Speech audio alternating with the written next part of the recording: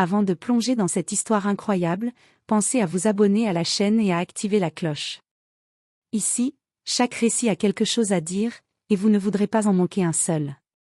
Le restaurant Golden Plate brillait comme un palais au cœur de Chicago. Derrière ses grandes vitres teintées, les lustres en cristal diffusaient une lumière dorée sur des nappes blanches impeccables. Les clients riaient doucement, les verres de vin s'entrechoquaient, et l'odeur de viande grillée flottait dans l'air. Ici, tout respirait l'opulence. Et pourtant, juste devant l'entrée, à quelques mètres seulement de ce luxe, un homme était assis à même le sol. Il était noir, la cinquantaine, le dos droit malgré la fatigue. Son manteau était usé, mais propre. Ses chaussures, vieilles, mais soigneusement lacées. Il ne tendait pas la main. Il ne criait pas. Il se contentait d'observer les gens entrer et sortir, comme s'il appartenait autrefois à ce monde. À l'intérieur, Emily Carter, 24 ans, servait une table de clients fortunés. Elle souriait, comme on le lui avait appris. Mais son regard ne cessait de revenir vers la vitre. Elle l'avait remarqué dès le début du service. Chaque fois que la porte s'ouvrait, une bouffée d'air froid entrait, et avec elle, la réalité qu'on refusait de voir. Emily connaissait les règles du Golden Plate. Elles étaient affichées noir sur blanc dans la salle du personnel. Interdiction absolue de nourrir, parler ou aider les sans-abri. Tout employé enfreignant cette règle sera immédiatement licencié. Elle avait besoin de ce travail. Elle payait ses études. Elle aidait sa mère malade. Mais quelque chose, ce soir-là, ne voulait pas se taire en elle. Quand elle sortit par la porte arrière pour jeter les déchets, elle le vit de plus près. L'homme leva les yeux vers elle. Ses yeux n'étaient pas vides. Ils étaient lucides, profonds, empreints d'une dignité intacte. « Bonsoir, mademoiselle. » dit-il d'une voix calme. « Je ne demande pas d'argent.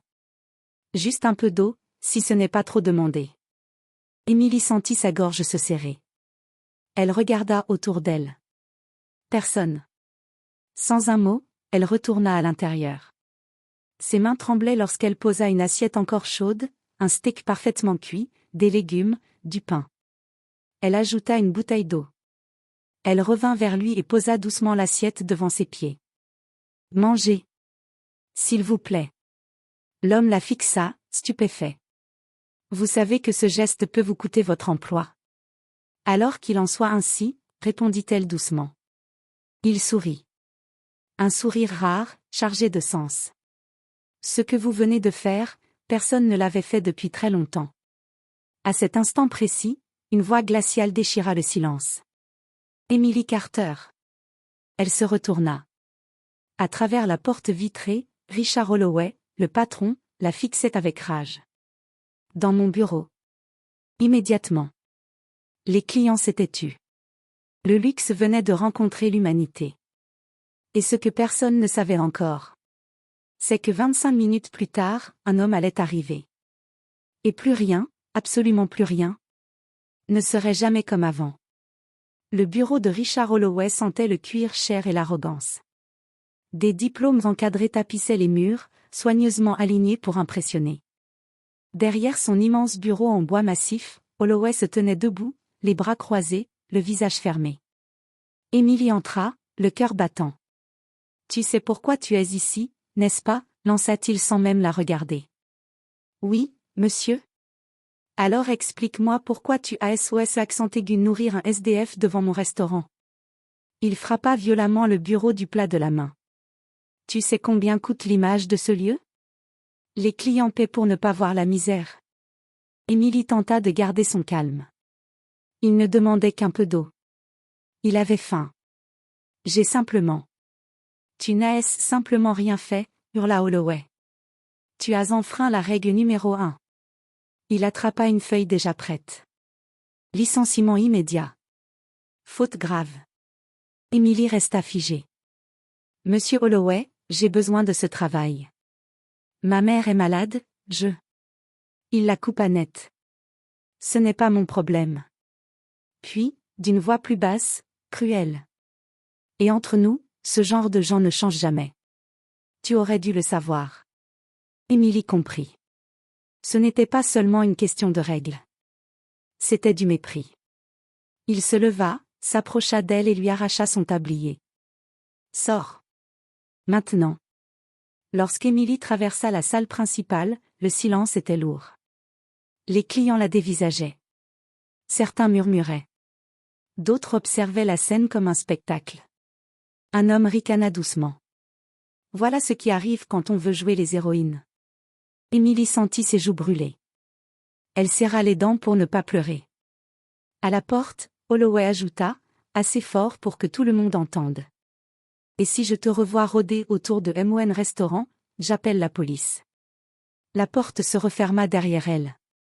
Le froid la saisit immédiatement.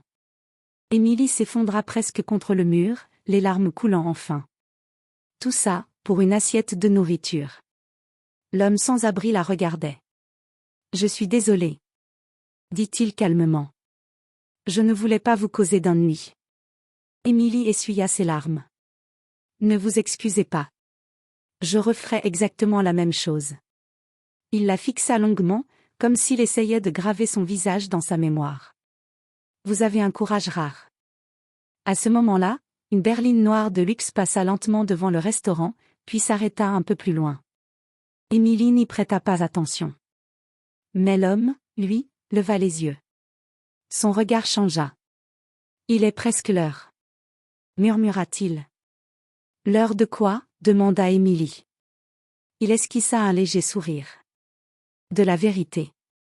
À l'intérieur du Golden Plate, Richard Holloway savourait déjà sa victoire, inconscient que 25 minutes plus tard. Un homme allait franchir ses portes. Et transformer son arrogance en cauchemar public. 25 minutes plus tard. À l'intérieur du Golden Plate, le service avait repris comme si rien ne s'était passé. Les conversations mondaines remplissaient à nouveau la salle. Les serveurs marchaient droit, évitant soigneusement de regarder la porte. Richard Holloway, lui, se sentait invincible. Une employée de moins, un problème de moins, murmura-t-il en ajustant sa cravate. Il ne remarqua pas tout de suite le silence progressif qui s'installa. La porte du restaurant venait de s'ouvrir. Un homme entra. Grand. Élégant. Costume sur mesure gris anthracite. Montre discrète mais manifestement hors de prix. Son regard était calme, mais autoritaire. Derrière lui, 2 hommes en costume sombre restèrent près de l'entrée. « Bonsoir », dit-il simplement. La salle entière sembla retenir son souffle. Le maître d'hôtel s'approcha aussitôt, souriant. « Monsieur, avez-vous une réservation ?» L'homme posa doucement sa main sur le comptoir. « Non.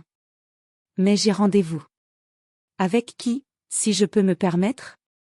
Il leva les yeux, regarda la salle, puis répondit.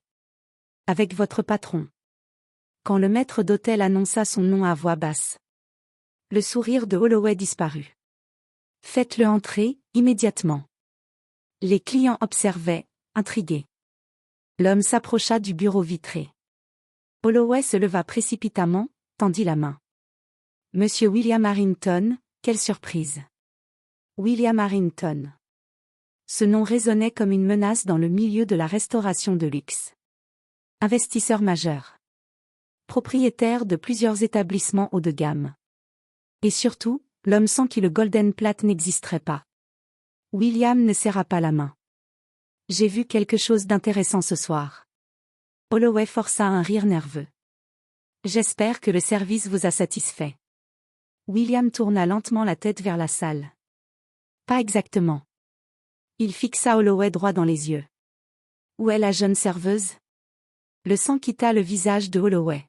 « Quelle serveuse ? » Nous en avons beaucoup. Emily Carter. Silence. Vous l'avez licenciée il y a moins d'1 heure, poursuivit William calmement. Pour avoir nourri un homme affamé. Holloway balbutia. Monsieur Harrington, ce genre de décision relève de la gestion interne. William leva la main. Savez-vous qui était cet homme ? Holloway haussa les épaules, méprisant. Un SDF. Comme tant d'autres. William sourit. Un sourire froid. Cet homme, Richard, c'était mon frère. La salle entière se figea. Les clients se levèrent presque de leurs chaises. Mon frère, David Harrington. Ancien vétéran. Ancien chef exécutif. Un homme qui a tout perdu après avoir sauvé des vies. William se pencha légèrement vers Holloway. Et la seule personne qu'il a traitée comme un être humain ce soir. C'est la jeune femme que vous avez humiliée et jetée dehors. Holloway ouvrit la bouche. Aucun son ne sortit. William se redressa. Faites venir Emily. Immédiatement. À l'extérieur, sur le trottoir froid. Emily ignorait encore que sa vie était sur le point de basculer. Le Golden Plat n'avait jamais été aussi silencieux. Les conversations s'étaient éteintes. Les couverts reposaient immobiles sur les nappes blanches. Tous les regards étaient désormais tournés vers Richard Holloway, dont le visage était devenu livide. Monsieur Harrington, je ne savais pas. Balbutia-t-il. William Harrington resta impassible. Voilà justement le problème. Il se tourna vers les clients, parlant d'une voix claire, forte, impossible à ignorer. Mesdames et messieurs, permettez-moi de vous raconter une courte histoire. Personne n'osa bouger. Il y a 10 ans, mon frère David dirigeait l'un des meilleurs restaurants de cette ville. Puis il a quitté son poste pour servir son pays. À son retour, brisé physiquement et mentalement, il a été abandonné par le même système qui l'avait servi. Un murmure parcourut la salle. Ce soir, il s'est assis devant ce restaurant. Il n'a rien demandé, sauf un peu d'eau. William marqua une pause. Et il a été traité comme un problème à éliminer. Tous les regards revinrent vers Holloway. Emily revient. La porte s'ouvrit doucement. Emily Carter entra, hésitante. Ses yeux étaient encore rougis par les larmes. On m'a dit de revenir. William se tourna vers elle. Son regard changea immédiatement. Emily, vous n'êtes pas en faute ici. Holloway tenta d'intervenir. Monsieur Harrington, je peux expliquer. Vous allez surtout écouter, coupa William sèchement. Il sortit un dossier de sa mallette et le posa sur la table la plus proche. Savez-vous à qui appartient réellement le Golden Plat? Holloway fronça les sourcils. À moi. J'en suis le directeur général. William ouvrit le dossier. Directeur, oui. Propriétaire, non. Il glissa un document vers Holloway. Ce restaurant m'appartient. À 92%. Un souffle collectif parcourut la salle. Et à partir de ce soir, vous n'y travaillez plus. Justice immédiate. Quoi? Vous ne pouvez pas. Si. Et je le fais. William se tourna vers le personnel.